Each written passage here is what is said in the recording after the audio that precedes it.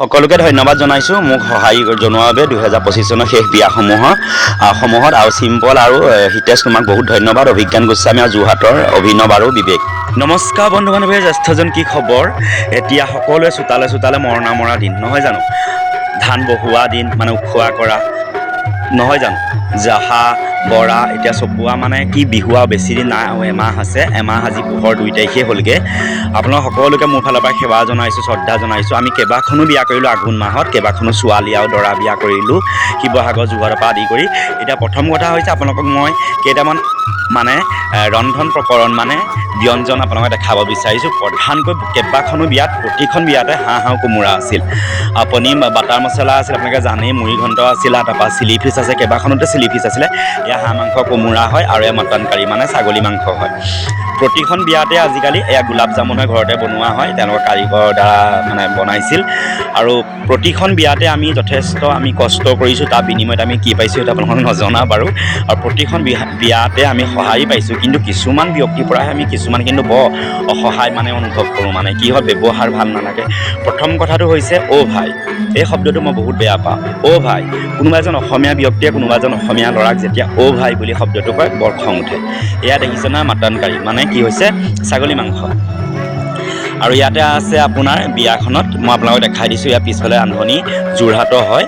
আৰু যোৰহাটৰ মই কেইবাজন কাৰিকৰ লগতে কাম কৰোঁ, সেইকাৰণে কাৰিকৰ কেইজনৰ নাম মানে মেনশ্যন কেনেকৈ কৰিম। দীপক দা আছে, মানিক দা আছে, মুকুল দা আছে, কেইবাজন আছে, ডেকা দা আছে, আৰু তেনেকৈ আমাৰ আমগুৰি সুনীল দা আছে, পংকজ দা আছে, আৰু আপোনাৰ আৰু কৈ যাম চুকুদা বুলি এজনৰ লগত কাৰিকৰ নতুনকৈ কাম কৰিছোঁ, আগত এবাৰ কৰিছিলোঁ। এয়া ভাপৰ মাছ হয়, দেখিছেনে? ইমান কাৰিকৰ লগত আমি কাম কৰিছোঁ, মই কাৰিকৰ নামেই মনত নাথাকে মানে আচলতে কি জনাওঁ আপোনালোকক।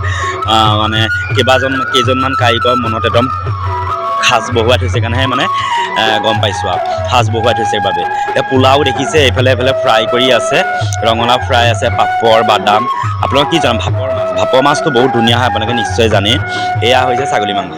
এয়া জোৰোণৰ কাৰণে ৰাতিপুৱা পুৱাই আমি 8 বজাতে গৈ পিনে সকলো ৰেডি কৰিছিলোঁ পুৱাই। আৰু এয়া দেখিছেনে বেলিটো পূৰা পৰি আছে। এইফালে কফি হয়, কফি এইটো আপোনাৰ মানে কফি বনোৱা কফিটো হয়, ইয়াতে বাটাৰ দিয়ে, চেনি দিয়ে, গাখীৰ দিয়ে। এই কফিটো বহুত টেষ্টি হয় আচলতে খাবলৈ, আৰু এই কফিটো বহুত মানে কিবা এটা টেষ্ট হয় মানে পেকেট কফিটোতকৈ। এয়া হাঁহ মাংস কোমোৰা হয়। আৰু আমি এওঁলোকৰ বেনাৰত কৰিছিলোঁ পূজা কেটাৰিং, যোৰহাটৰ লগত বেনাৰত কাম কৰিছিলোঁ। বিশেষকৈ আমাৰ কেটাৰিংটোৰ নাম হৈছে আশীৰ্বাদ কেটাৰিং আমগুৰি। এয়া ভাপৰ মাছ আপোনালোকে নিশ্চয় চিনি পায়, তাতে সৰিয়হ আৰু মাছ তেল দি বইল কৰে, মছলা চছলা সানি পিনি ভাপত দি দিয়ে। কলপাত থাকে, এই ফইল পেপাৰটো মানে চিলিভাৰ পেপাৰটোৰ ভিতৰত কলপাত থাকে, বহুত টেষ্টি হয়। তাৰ মানে গোন্ধটোতে খাওঁ লাগে মাছৰ ভাপৰ মাছটো। এয়া মিক্স ভাজি আপোনালোকে নিশ্চয় গম পাইছে, এফালৰ পৰা কৈ গৈ আছোঁ।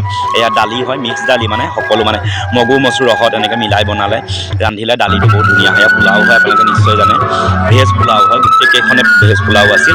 আমাৰ আমগুৰিত বিশেষকৈ কৰা বিয়া দুখনমান মই প্ৰথমতে আৰম্ভণিতে গুচি গ'লে পাপৰ হয়, আৰু সৰু সুৰা কেইটামান বস্তু ধুনীয়াকৈ সজাইছোঁ। দেখিছে নহয় আপোনালোকে, এই চিচাৰৰ বাতি কেইটামান কিনিছোঁ, ডিছ কেইখনমান কিনিছোঁ, তেনেকৈ ট্ৰে দুখনমান কিনি লৈ পিনি কামবিলাক কৰি গৈছোঁ।